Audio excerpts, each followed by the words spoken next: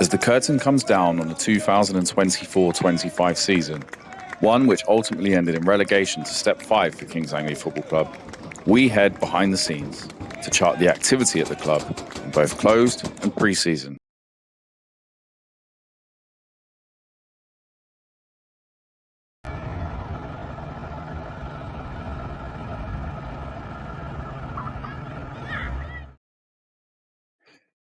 Kings Langley, a village in Hertfordshire nestled neatly between Watford and Hemel Hempstead, a mere stone's throw from the M25. The village was once the site of a former royal residence and the birthplace of the House of York, hence the club's crest of a white rose and crown. The tomb of the first Duke of York, Edmund of Langley, can be found in the village church. Since being formed in 1886 by village GP Dr. Frederick Fisher, the club had led a bit of a nomadic existence, but always remained true to its community links, and now more than ever, they are displaying that affinity. The first person we caught up with in the closed season was me, but I'll leave on-camera me to explain why. My role at the club very much focuses on what happens outside of the turnstiles. So it is working with the local community, identifying causes that the club can support and lend its platform to, local events that the club can get involved in, and pretty much just anything really to kind of build a stronger relationship between Kings Langley Football Club and the Kings Langley community. This part of the season, or this part of the year, is really important in my role. Without the distraction of kind of Tuesday, Saturday matches, it gives you the opportunity to really sit down and plan and come up with new ideas and new ways of working within the local community.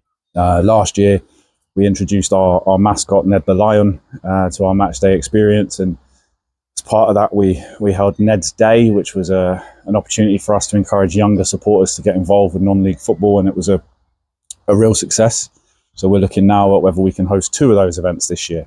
So there's all sorts that we can plan, and then it's just a case of sitting and waiting for the fixtures to come out in a few weeks' time, and then you start to plot where those events and those activities are going to take place throughout the season. This is a community-based football club. You know, we're part of a small village. The club, you know, has been a village football club for a very, very long time, and we take that responsibility within our local community really seriously.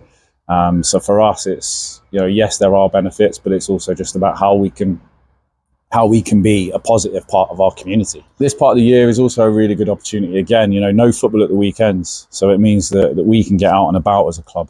So, you know, in a few weeks' time, we're taking Ned and our penalty shootout stall back to the village carnival. You know, we're there every year where possible, and it's a massive part of the local calendar. So it's really important for us to be involved in that. This part of the year is also we really want to play a vital role in that wider community. You know, we launched a campaign last year where we changed our away colours to the colours of the parish crest. You know, and the language around that was very much, you know, we're Kings Langley in name, we're Kings Langley in colours, and we're incredibly proud of the fact that we get to carry that wherever we go. You know, and it's a village that's steeped in history. It's a club that's steeped in history. The two just, you know, they coexist so perfectly, and we really want to play a massively important role in that.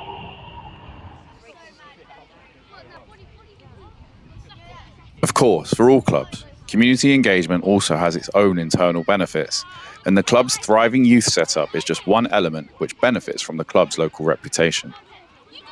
At the end of May, over 100 teams from Hertfordshire and the surrounding areas competed in the club's annual youth tournament weekend. And over 400 local youngsters played for the club last season. And in June, all of those players came together for the club's end-of-season presentation day. A day in which the entire local community, as well as youth team players, their families and friends, were invited to participate in a range of fun activities. We go behind the scenes as manager Steve Heath begins building his squad for the 2025-26 season.